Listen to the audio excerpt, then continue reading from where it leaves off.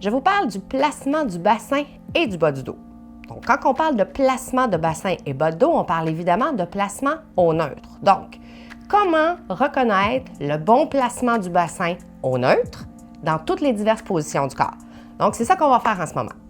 On va commencer par une position assise qu'on appelle le long sit. C'est une position qui est quand même très problématique.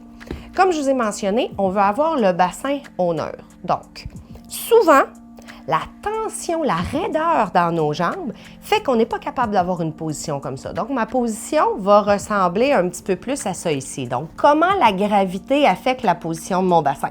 Donc, il faut que ce soit une force extérieure, comme le poids de mon corps ou la gravité, qui vient pousser sur ma structure, sur mes os pour le faire bouger. Okay? Donc, en ce moment, ça aurait l'air de ça. Ce n'est pas la position optimale du bassin. Ce que je veux, c'est réduire la tension dans mes arrières de cuisses. Donc, en venant placer, par exemple, un petit objet comme ça ici. Donc, j'enlève la raideur dans mon bassin. Donc, à partir d'ici, là, je suis vraiment capable de venir placer mon bassin au neutre. C'est quoi mon bassin au neutre? C'est le poids égal sur mes deux ischions, qui sont mes os des fesses, et de sentir que je retrouve la courbe naturelle ici dans le bas de mon dos. Ça va? On va aller explorer ça dans diverses autres positions. Le plus facile maintenant, coucher sur notre dos. Donc, à partir d'ici, la gravité, encore une fois, pousse comme ça ici sur mon bassin. Alors, à quoi ressemble le neutre dans mon bassin? Je veux avoir mes deux os des hanches, qu'on va appeler les épiniliaques ici. Donc, les deux os de mes hanches ici et mon os du pubis. Donc, ces trois os-là doivent être parallèles ensemble. Donc, en ce moment, mes trois os sont parallèles. J'ai le petit creux naturel ici dans le bas de mon dos, donc je suis au neutre. Une autre indication, le sacrum. Le sacrum, c'est un os qui se situe où? Ici, là. Si on passe à notre coccyx, là, c'est le haut de notre coccyx, notre sacrum, dans le fond. Donc, lorsque mon bassin est au neutre, lorsque je retrouve les trois os sur le même niveau, le creux dans le bas de mon dos, le sacrum sur le tapis, je suis automatiquement dans ma courbe naturelle, mon bassin au neutre ici. Ça va?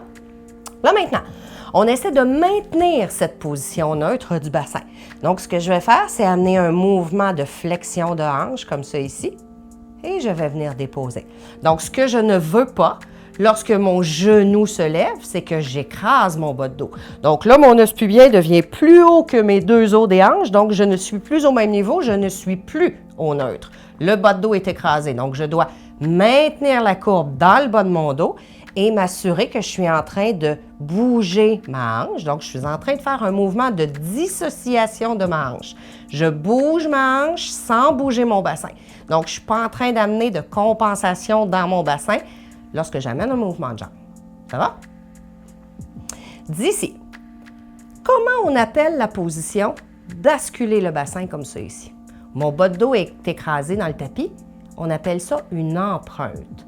Donc, c'est tout simplement, j'essaie d'aller imprimer mes vertèbres lombaires, les vertèbres du bas de mon dos, dans le tapis. Donc, ça, c'est une position d'empreinte. Je ne suis pas dans mon neutre. Pour quelle raison j'autoriserais quelqu'un de travailler en position imprimée?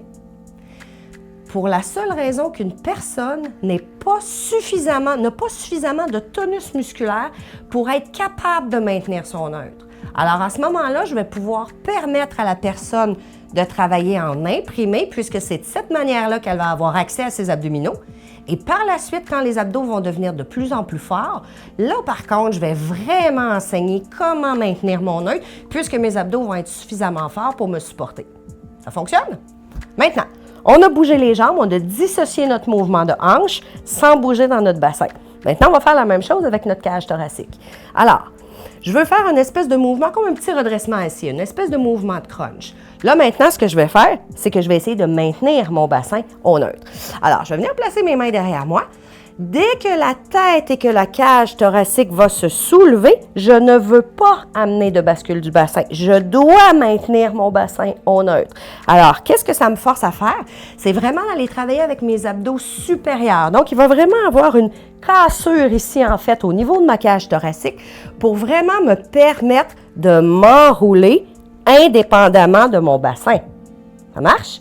Donc, Je suis capable de maintenir mon neutre, dissocier mon mouvement de hanche. Je suis capable de maintenir mon neutre, dissocier le mouvement de ma colonne thoracique, tout en maintenant au neutre. Ça fonctionne? Maintenant, allongez sur le côté. À quoi ça ressemble? Là, ici, si votre épaule ne vous permet pas de venir placer le bras comme ça en dessous de la tête, on va juste simplement venir se placer un petit coussin. Je tiens absolument à ce qu'on maintienne l'alignement de notre cou et je ne veux pas laisser la tête tomber comme ça ici. Un, c'est pas confortable, mais deux, on n'est vraiment pas dans nos concepts posture-action, d'alignement et tout. Alors, je viens me placer un petit coussin pour être juste bien aligné dans mon cou. Maintenant, c'est ici que ça se passe.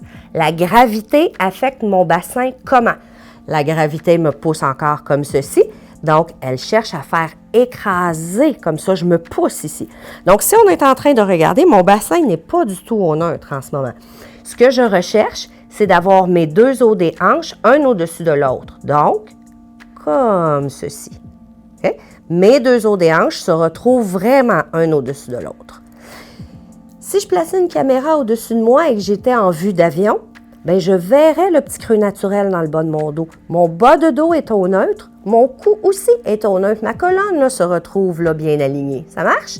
Alors, je dois toujours penser à pousser la hanche du dessus, puisque c'est la gravité qui affecte cette hanche-ci, vers l'opposé pour m'assurer que j'aligne mes deux hanches et que je retrouve le neutre dans mon bassin. Alors, techniquement, ma taille, elle est longue de chacun des côtés et je retrouve le petit creux naturel ici, dans la taille. Maintenant,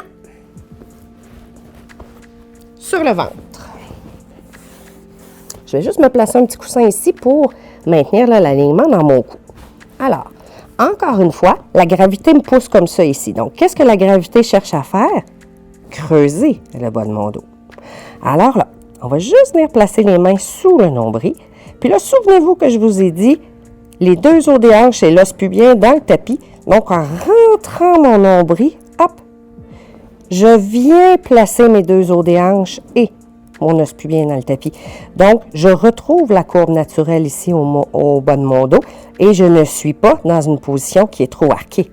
Ça marche? Donc, j'ai besoin de mes abdominaux pour stabiliser mon bassin et m'assurer que je suis bien au neutre. Là, maintenant, on va dissocier le mouvement de notre cage thoracique, donc de soulever le haut du dos, sans que j'ai de mouvement ici dans mon bassin. Okay? Donc, j'engage bien mes abdominaux, je m'assure que mon os pubien reste bien dans le tapis et je suis capable de laisser le dos soulever et pas laisser mon bassin aller. Ça marche? Il faut vraiment que je garde la contraction dans mon ventre pour garder mon bassin au neutre ici. Maintenant, même chose, je dois maintenir mon bassin au neutre. Ce que je veux faire, c'est de venir soulever ma jambe. Extension de hanche. Donc, c'est la fesse qui fait soulever la jambe et non pas le bas du dos qui va venir se creuser quand la jambe va se lever. Ça fonctionne? Donc, mes abdominaux travaillent fort à stabiliser mon bassin. La force de ma fesse travaille fort à faire soulever la jambe sans amener de mouvement au niveau de mon bassin. C'est clair? Maintenant, position quadrupède. 4 pattes. Donc, on va, encore une fois, juste utiliser notre petit rouleau pour bien aligner notre colonne. Comment la gravité pousse sur mon bassin cette fois-ci? Comme ça, encore une fois. Alors, c'est la première position qu'on doit vraiment engager, maintenir fort nos abdominaux, parce que sinon, c'est sûr qu'on ne sera pas capable de se soutenir. Donc, dans cette position-ci, je viens m'aligner avec mes épaules au-dessus de mes mains, mes hanches au-dessus de mes genoux. Et là, c'est si je ne tiens pas mon ventre un tout petit peu, bien naturellement, le dos cherche à creuser comme ça ici. Donc, la gravité affecte vraiment cette position aussi. Donc, je dois vraiment me servir de mes abdominaux pour ne pas laisser creuser le bas de mon dos ici. Okay? C'est une position qui est quand même difficile parce que tout mon corps est dans l'espace. Donc, c'est dur de se situer. Mon corps ne touche à rien. Donc, c'est dur de me situer si je ne touche pas à quelque chose. Donc, le rouleau va aider la position de mon bassin à se placer au neutre. Alors, au neutre, Je veux avoir mon sacrum que je vous parlais en appui sur le rouleau. Donc, c'est sûr que là, j'ai peut-être pas la bonne camisole, là, mais j'ai quand même un petit creux naturel là, dans le bas de mon dos. OK? Ce que je veux, c'est maintenir le neutre dans mon dos et d'être capable de venir bouger juste comme ça ici, transférer mon poids de devant en derrière, mais sans changer les courbes au niveau de mon dos à chaque fois que je me promène. Donc, dans cette position-ci, mes abdominaux doivent vraiment travailler fort pour me supporter en tout temps, puisque c'est vraiment la position où est-ce que la gravité affecte le plus la position de mon bassin. Maintenant, 2 positions à voir, en fait, à genoux. Alors, je vais commencer par me placer comme ça de côté pour que vous voyez bien. Ici, en position à genoux, je veux avoir encore le creux naturel dans le bas de mon dos. Donc, ce n'est pas de laisser aller mon bassin comme ça ici. Encore une fois, si je venais placer là, le rouleau derrière moi, un mur imaginaire derrière moi, bien, j'aurais les mêmes points d'appui que quand j'étais en position 4 pattes tantôt. Donc, je veux ramener ma tête, mon sacrum et le milieu de mon dos sur cette ligne imaginaire. Ça marche? Maintenant, on va amener des petits mouvements de rotation. Mon bassin doit rester stable et je vais laisser simplement ma cage thoracique, ma colonne bouger. Donc là, c'est une position qui est un petit peu plus facile puisque mes fesses sont sur mes pieds. Donc, ça tient quand même relativement mon bassin stable. OK? Ça change tout lorsque je suis ici. Donc là, maintenant, je dois, placer mon bassin au neutre. Donc, je dois engager un petit peu mes abdominaux pour stabiliser tout ça. Et là, d'ici, tout pourrait suivre. Donc là, ce que je veux, c'est de m'assurer que mon bassin reste au neutre et que j'amène une dissociation de ma cage thoracique, c'est-à-dire que là, je suis en train de bouger ma cage thoracique, mais indépendant de mon bassin. Donc, quand je bouge, mes hanches ne suivent pas. Mes hanches restent en place et c'est simplement la cage thoracique qui bouge. Donc, si je me place face à vous, à quoi ça ressemble?